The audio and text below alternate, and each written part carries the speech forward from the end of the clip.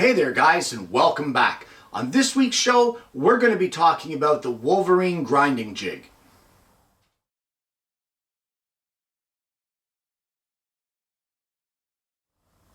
Now this show may not be for everybody, but I'm sure that there's somebody out there that this show will be useful to. And for years I've had this Wolverine jig system, and it's been hooked up to my old grinder, which runs at about 4,000 RPM, which is actually kind of high when it comes to grinding chisels and that sort of thing. And there can be a few instances where you will blue the steel. But what happened was I ended up kind of in the market to get a new grinder, and I ended up getting one with a lower RPM, and I only just picked it up yesterday. I haven't set up anything, and my wife actually said, you know, why not set it up in the shop this weekend and film it, and I thought that's a great idea. I'm sure that somebody out there in the YouTube land is looking for a video on how to set up the Wolverine jig. So what I'm going to do, this is not an unboxing video of the jig, but what I will do is I'll bring you along to unbox the grinder because I have no idea what to expect in the box. And there it is, the Rycon 8-inch 1 horsepower bench grinder. As I said before, this is not going to be an unboxing video.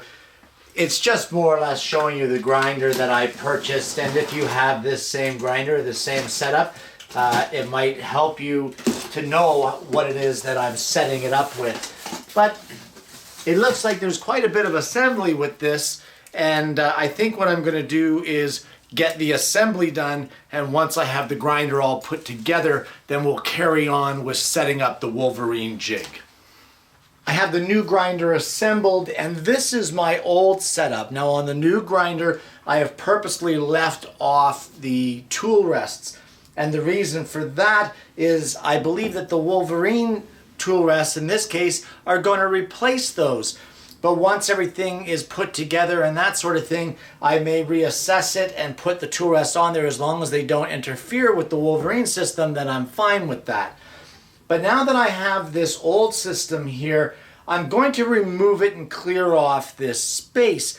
And once we get that done, I'll show you the parts that should be coming with your Wolverine jig. Now when you get your Wolverine kit, you should have 2 of these.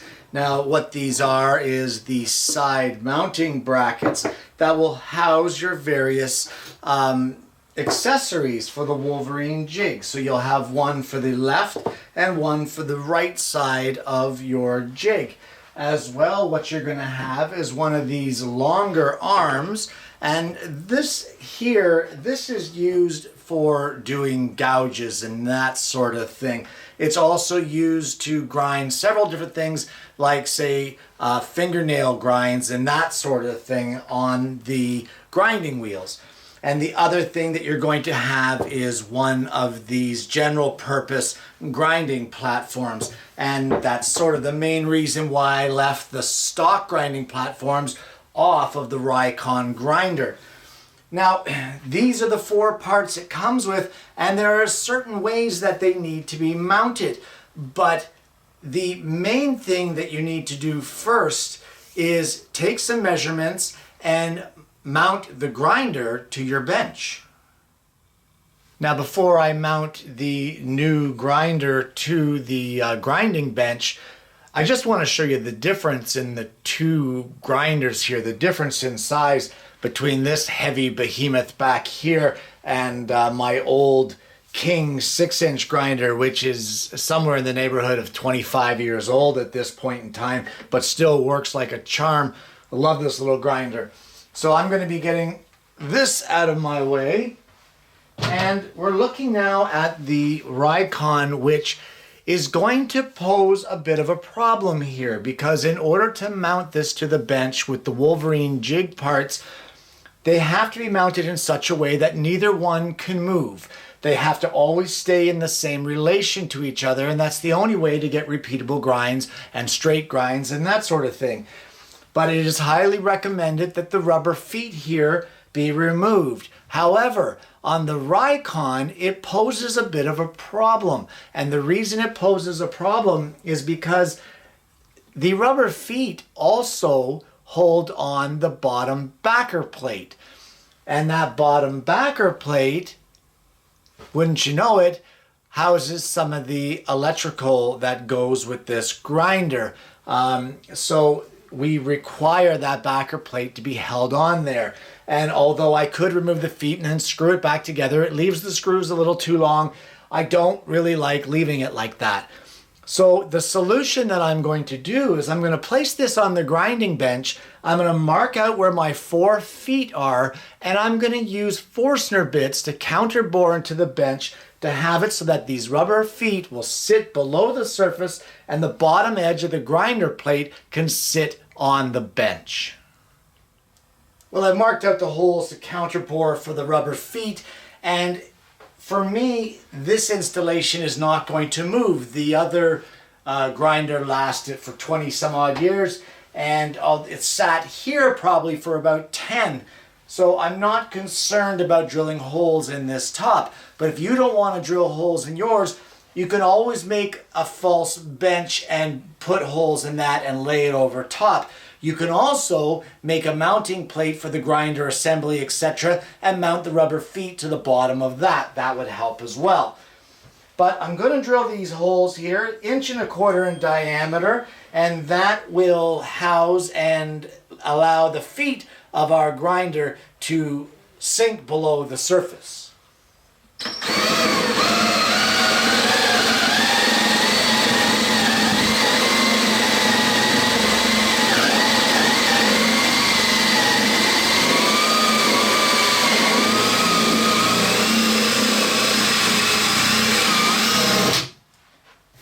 And that should be plenty there. We're not going right through.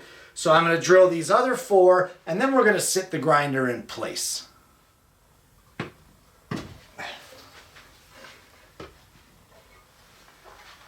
And there we go, set into place with the metal base flush and securely down onto our sharpening station.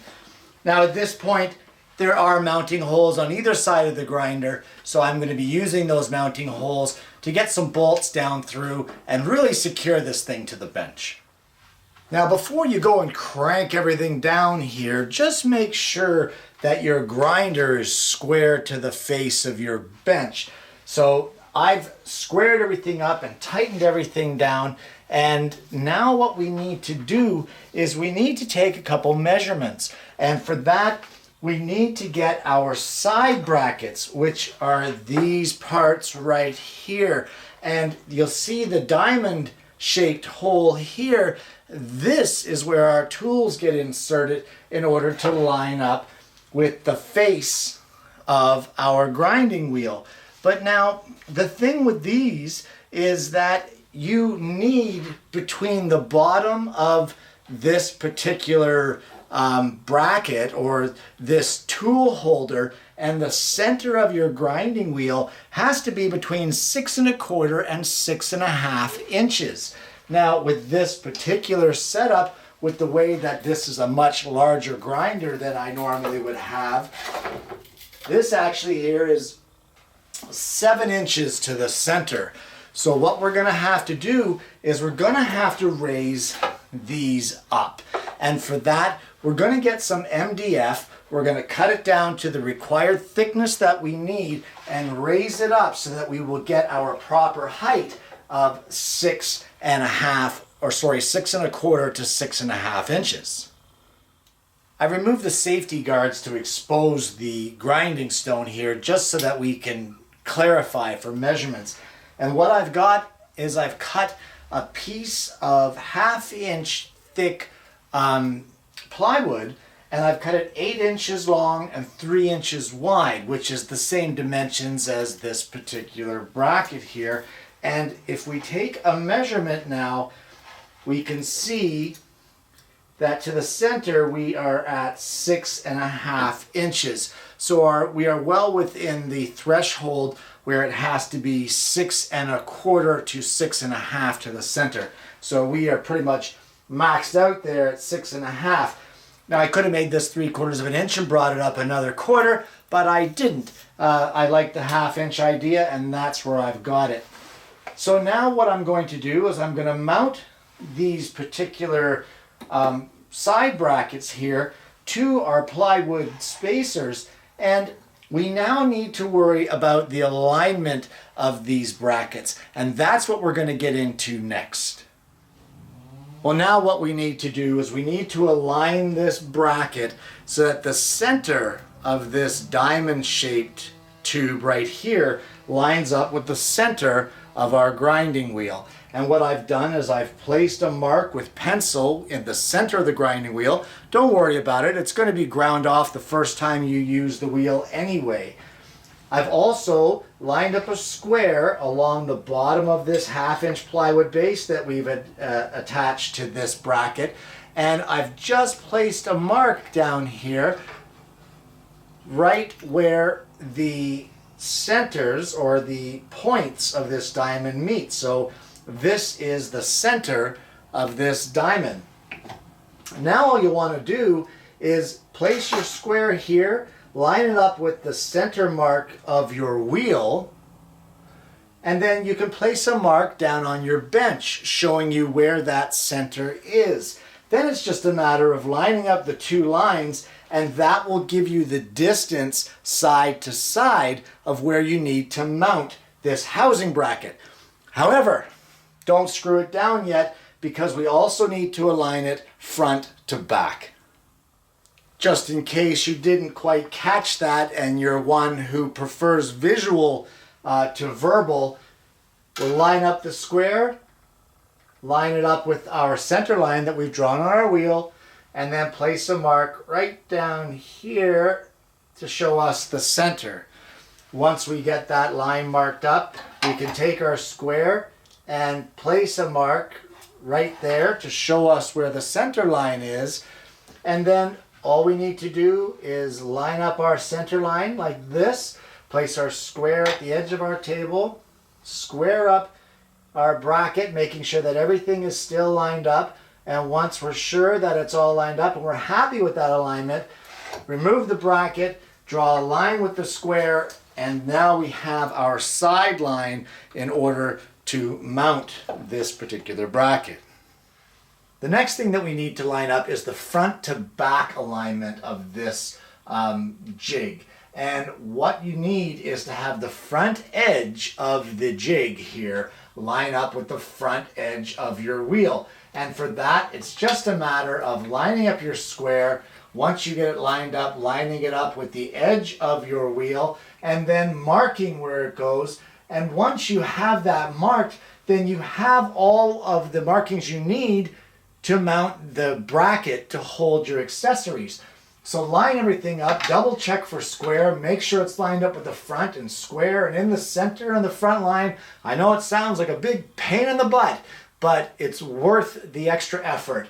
Check it, double check it, triple check it, and once you're happy with where that is and you're sure it's where it's supposed to be, lined up with this front edge, lined up with the center of your wheel to the diamond in the front. Once you're happy with all of that, screw this thing down to your table.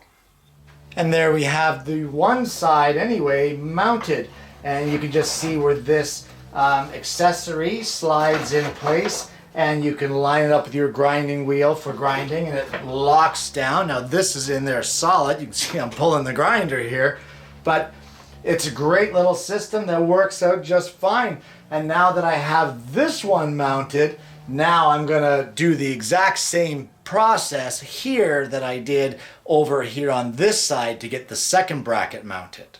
And of course, now that you have all your measuring finished and you no longer need access to that, you can place your guards from the grinder back onto the machine and tighten them back down. And with the left side brackets installed, as I showed you on the other side, once again, we're going to put our guards back in place. I did check on the factory tool rests for this, and unfortunately, it does look like they're going to interfere. I might be able to use them on the lighter side here, which I would be using for my chisel grinds instead of the rough grinds, but time will tell on that. Definitely we don't throw out other parts of the grinding wheel because you never know how the use for it is going to change down the road. Now the nice thing about these brackets here is that the holes that you're screwing down through, they've actually countersunk the bottoms of them so that when you're screwing into that, you can just use regular countersunk wood screws and it sits nice and flush down in there and doesn't interfere with anything. Well, now that we have that together, all that's left to be done is to slide our tool rests in place. And for my liking, on the rougher grinding wheel, I prefer to have the tool rest sat on that one, and with the finer grinding wheel, that is where I do my gouges, and I prefer to have the gouge grinding jig in place for that. And just like that, that is the Wolverine grinding jig system, guys. How to install it, how to line it up, and how to set it up for your first initial use. And there you have it, the Wolverine grinding jig.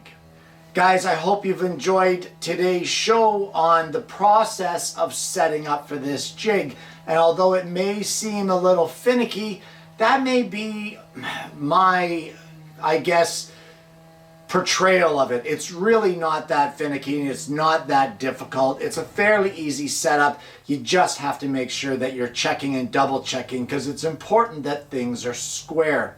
Now, there are a couple things I'd like to point out when using the Wolverine jig, and one is that I don't think it matters what grinder you're using, whether it's this new Rikon that I've just purchased or an older one like my old 6-inch King. I don't think it matters. The factory tool rests are just not compatible. They're really not usable with this particular jig. And that's okay because they provide a rock solid cast iron tool rest for you. I mean, it's spectacular. I've never had a problem with it. And it has a really nice, wide, large work platform to secure your work that you're grinding and really make it easy to work with. And it locks down really nicely as well, which is a total bonus. The other thing I'd like to point out is that the Rikon grinder, if that's what you're going to be using, has this little system here. And if you don't know what that is, you can see that it's a dust port. And I've never seen a dust port on a grinder. This is my first, maybe they're common, I don't know. But I had to remove mine, and the reason for that was in order to get that 6 1/4 to 6.5 inch distance between the center of the shaft and the bottom of the jig bracket. Well, this got right in the way, and it was smacking into it so much that there's no way I was going to get anywhere close to what I need it to be in order to get the proper dimensions for this. So it was no big deal. It was a couple of 8mm nuts that I was able to remove. Bada boom, bada bing, it was out of there. Bob's your uncle, it was out of the way, and we were off to the races to continue with the installation. So something to keep in mind if you're going to purchase this Rikon grinder, or you are in the thought process of it, and this is a selling feature for you, you're going to lose it if you're going to be using a Wolverine jig. So guys, that's it for this week's show. I hope you've enjoyed it. I hope for those of you that may have been wondering how to set up your Wolverine jigs, I hope this video has helped you through the process and has answered any of the questions that you have. If it hasn't answered your questions, please feel free to drop me a comment or a question down below, and I would be more than happy, as always, to answer as best I can. Guys, I want to thank you for tuning in again this week, and I hope you're going to join me again next week for yet another woodworking video.